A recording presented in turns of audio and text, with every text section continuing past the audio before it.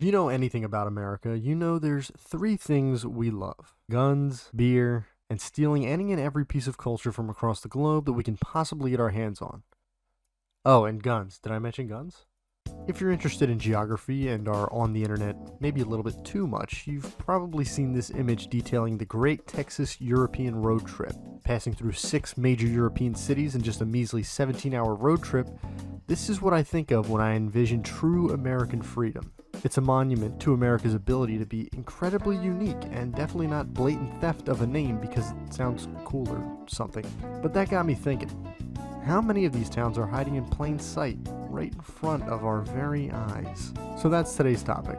4 European cities that are inconspicuously hiding amongst the vast mountains, valleys, and plains that sprawl all throughout the country. For many of these cities, there are multiple examples across the country, so I'll only be covering the most populous copycat cities in each category. This should be interesting, I think.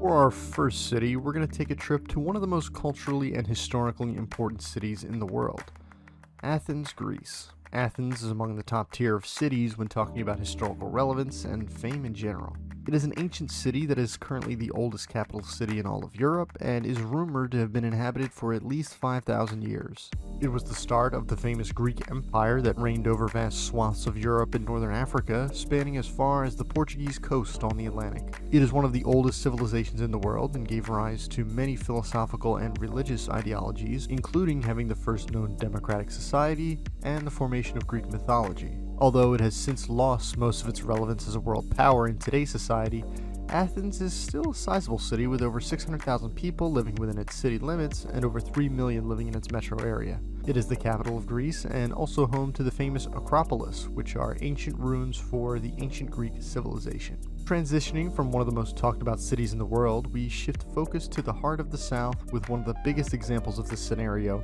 Athens, Georgia. Athens, Georgia is the most populous city that has ripped off the great ancient Greeks, but it is far from the only one. There are a whopping 13 other examples of the usage of the name Athens for a town or city in America, stretching from all the way up in Maine to the deep south in Louisiana. But for this situation, we'll only talk about Athens, Georgia due to its distinction as the largest imposter. With millennia of history upon its back, could Athens, Georgia possibly match the greatness of the enduring civilization of the ancient Greeks? Well, they have this strip mall with a smoothie king in it. Athens, Georgia, located here in the northern part of the state, is home to over 125,000 residents, making it the 6th most populous city in the state. Athens is known for many things, including that very interesting strip mall that we talked about, but its most famous feature is also what relates it to Athens, Greece: the University of Georgia.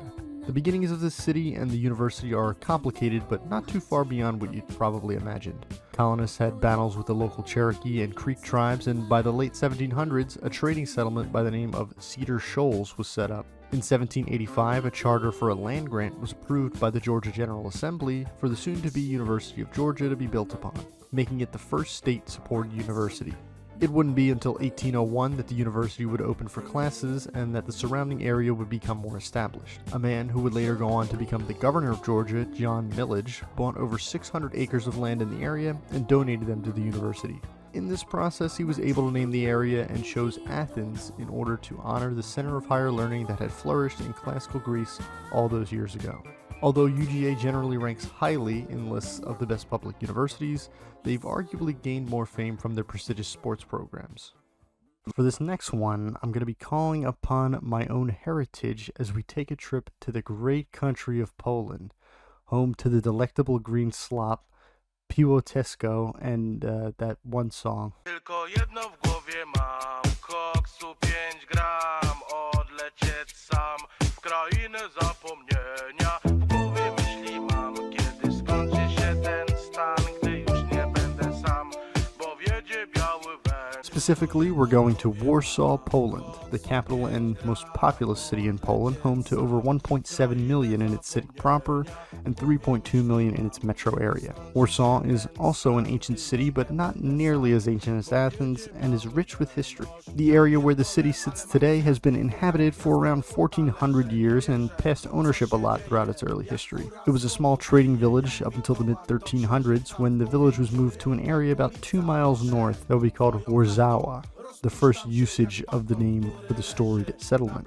Fast forward a few centuries and we move into the 1700s, which is when the Polish Enlightenment began, where Polish arts, literature, and culture began to flourish under the rule of King Stanislaw II.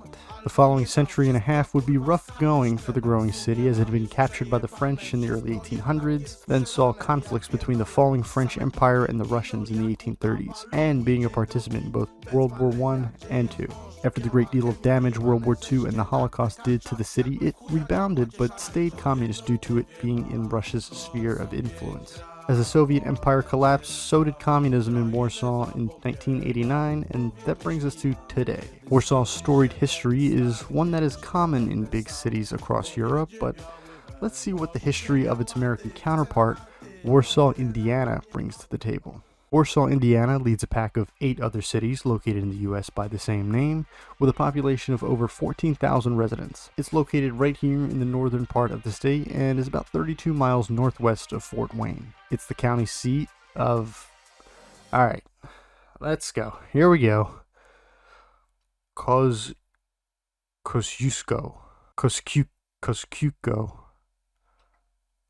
This county. It's this one. My Polish roots are failing me. And has been the county seat since 1836. Warsaw's biggest claim to fame is that it's known as the orthopedic capital of the world due to the vast amount of companies that formed there related to this industry. For some reason. The reasoning behind the name comes from, you know what, I'm not even going to try this one. This guy, who led a rebellion against occupying powers in the late 1700s. The founders had sympathized with their situation across the pond and thereby named the county and its seat after Polish icons to show their support.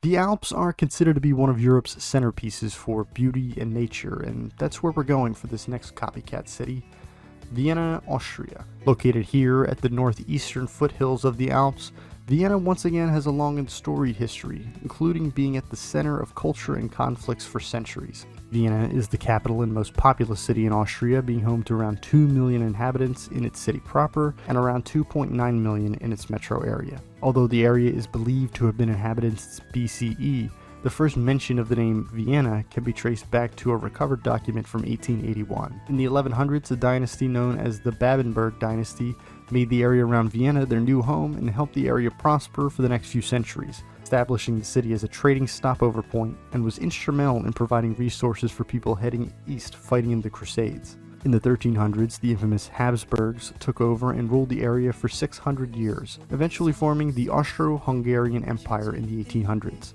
In the 1700s, Vienna was a cultural center for music, with such composers as Mozart, Beethoven, and Gluck all gaining prestige at the Habsburg court located in Vienna. The Habsburgs' centuries-long reign would finally come to an end after Gavrilo Princip decided to do a little bit of trolling and start World War I, finally being finished off after the Great War ended in 1919. The city was then raided and put under the control of the Nazis after civil war broke out in 1934. The city was eventually freed by the Soviets in 1945 and officially became independent along with Austria in 1955. Which brings us to today. Vienna these days is one of the most beautiful cities in Europe, being located on the Danube and the home of great 18th century architecture, while still being a very modern city. Back home, we're going to take a trip to another city named Vienna. Vienna, Virginia. Vienna, Virginia, located here just 10 miles to the west of the country's capital, is home to around 16,000 people and is a suburb of Washington, D.C. It is the most populous out of 11 other towns and cities by the name of Vienna in the good old US of A, and was settled sometime in the mid-1700s, although it is unclear. The original Fairfax County Courthouse, built around 1742, is believed to be near the beginnings of the settlement. In the 1760s, John Hunter, a Scottish native, built a plantation in the area and decided to name the area Eyre Hill, named after Eyre County, back in his home country of Scotland. The settlement was known as Air Hill for the following century until the Hendricks, who bought up significant plots of land, pleaded to change the name to Vienna, as an ode to their hometown back up north in upstate New York. As for the history behind Vienna, New York, it's a little bit cloudy. I could only really find one source that corroborated the village was originally called Vienna. These days, it's called Phelps, New York, and I could not find the reasoning behind the naming of Vienna. But I think I've seen enough evidence from the prior two examples that it was most likely named after the famed Austrian city.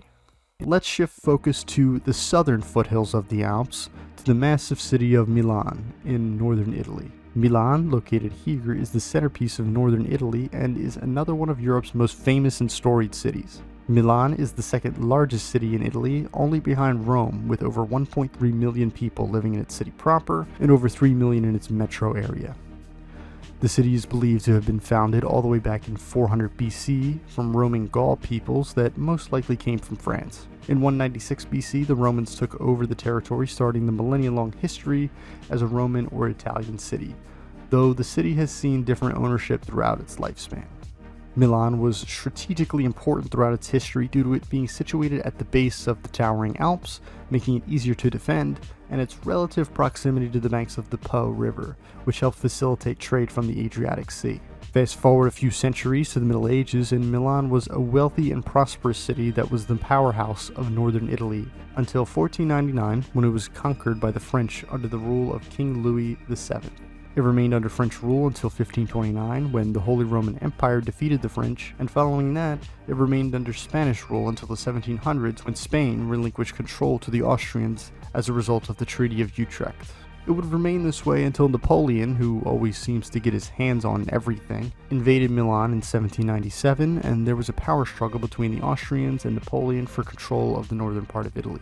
It would stay this way until 1815, where it would become Austria again, and then finally in 1848 returned to its rightful place as the centerpiece of northern Italy. Milan henceforth became a very nationalistic city, which gave rise to the infamous dictator Benito Mussolini, who founded the Fascist Party in Milan in 1919. He would go on to rule Italy from 1922 to 1943 until he was overthrown by the nobles and put to death by firing squad in 1945. Now we bring it back to the American South with Milan, Tennessee. Milan, Tennessee, located here, is home to just over 8,000 people and was established in 1858 on lands owned by Beverly A. Williamson and John Sanford. It was situated at the crossroads of the Memphis and Louisville and the Illinois Central Railroad, making it a prime location for a town in the 1800s.